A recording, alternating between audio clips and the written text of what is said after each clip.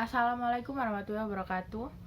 Bismillahirrahmanirrahim. Alhamdulillahirabbil alamin wa bihi nasta'inu ala umurid dunya waddin. Assalatu wassalamu ala asrofil anbiya'i wal mursalin wa ala alihi washabihi ajmain amma ba'du. Pertama-tama, marilah kita panjatkan puji dan syukur kehadirat Allah Subhanahu wa taala yang telah memberikan kesehatan lahir dan batin kepada kita semua, sehingga kita dapat berkumpul di tempat ini dalam rangka mengisi pondok Ramadan. Salawat serta salam tidak lupa kita kirimkan kepada junjungan kita Nabi Allah Muhammad SAW yang telah mengantarkan umat manusia dari zaman jahiliyah menuju zaman yang modern sekarang ini.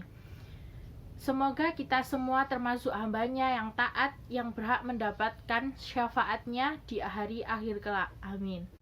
Perkenankanlah saya pada kesempatan ini untuk menyampaikan kultum hari ini tentang ghibah.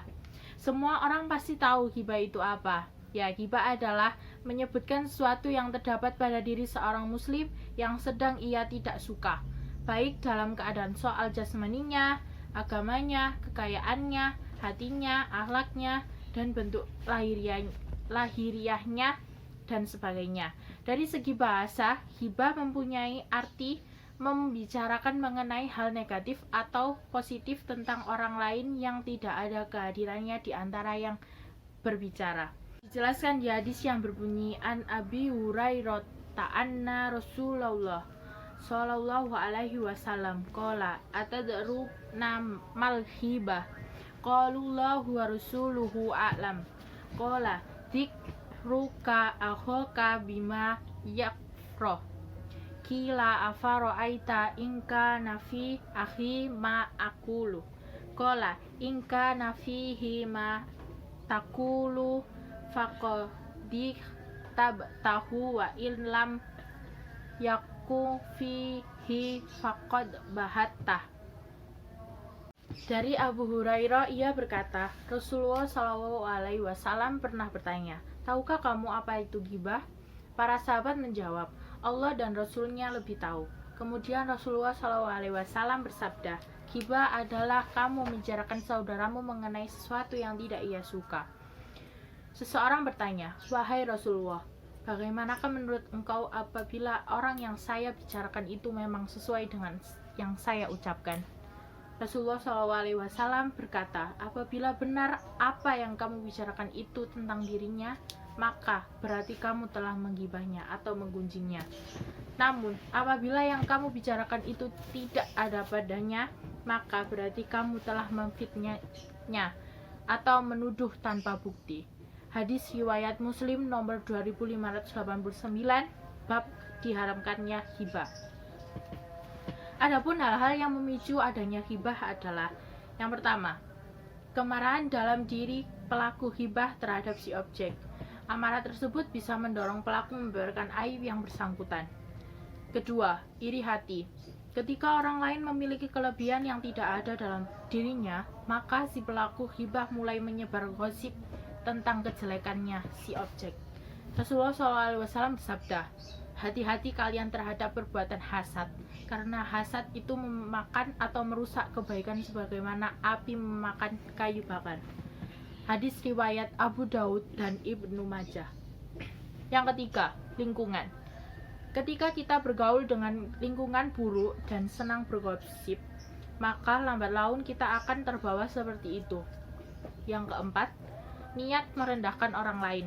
Rasulullah SAW bersabda, sombong adalah menolak kebenaran dan meremehkan orang lain. Hadis riwayat Muslim. Yang kelima, balas dendam. Sifat dendam yang tertanam dalam diri manusia menyebabkan seseorang mencari kesempatan menggunjing saudaranya dalam berbagai kesempatan. Dalam surat Al-Hujurat ayat 12 dijelaskan, Bismillahirrahmanirrahim. Ya ayyuhalladzina amanu ijtanibu katsiran minad dhanni inna ba'dad dhanni its wala tajassasu wala yahtab ba'dukum ba'da ayuhibbu ahadukum an ayyakulalah ma akhihi maitan fakarihtumuhu wattaqullah innallaha tawwabur rahim. Yang mempunyai arti, hai orang-orang yang beriman, jauhilah kebanyakan dari prasangka itu dosa, dan janganlah kamu mencari-cari kesalahan orang lain, dan janganlah ada di antara kamu yang menggunjing sebagian yang lain. Apakah ada di antara kamu yang suka memakan daging saudaranya yang sudah mati? Tentu kamu merasa jijik, dan bertakwalah kepada Allah, sesungguhnya Allah Maha Penerima Tobat, Maha Penyayang. Berdasarkan firman Allah Subhanahu wa taala tersebut, orang yang menggunjing sama dengan memakan daging saudaranya yang sudah mati atau bangkai. Lalu apa hukuman menggunjing? Karena secara jelas dan tegas Allah Subhanahu wa taala dan Rasulullah Shallallahu alaihi wasallam melarang membicarakan aib orang lain, maka tentu menggunjing itu hukumnya haram. Benarkah dosa ghibah lebih besar dari zina? Rasulullah Shallallahu alaihi wasallam bersabda, ghibah itu lebih berat dari zina. Seorang sahabat bertanya, bagaimana bisa? Rasulullah Shallallahu alaihi wasallam menjelaskan, seorang laki-laki yang berzina lalu bertobat, maka Allah bisa langsung menerima tobatnya. Namun pelaku ghibah tidak akan diampuni sampai dimaafkan oleh orang yang dighibainya. Hadis riwayat At-Tabarani. Sebagaimana dijelaskan oleh Imam Nawawi rahimahullah, ada 6 kondisi yang diperbolehkan melakukan ghibah, yaitu pertama, mengadukan kezaliman kepada yang berwenang untuk memperoleh hak. Kedua, untuk mengembalikan pelaku maksiat supaya kembali ke jalan yang lurus. Ketiga, meminta fatwa hukum. Keempat, memperingatkan kaum muslimin dari kejelekan beberapa orang dalam rangka menasihati mereka. Kelima, menyebutkan kejelekan pelaku kemaksiatan yang dilakukan secara terang-terangan. Keenam, memanggil dengan julukan yang terkenal, tetapi jika tujuannya untuk menghina tetap haram.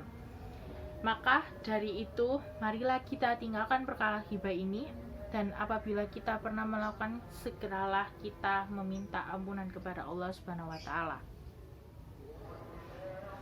Demikianlah yang dapat saya sampaikan, semoga bermanfaat. Mohon maaf jika banyak kata yang salah dan banyak kekurangan.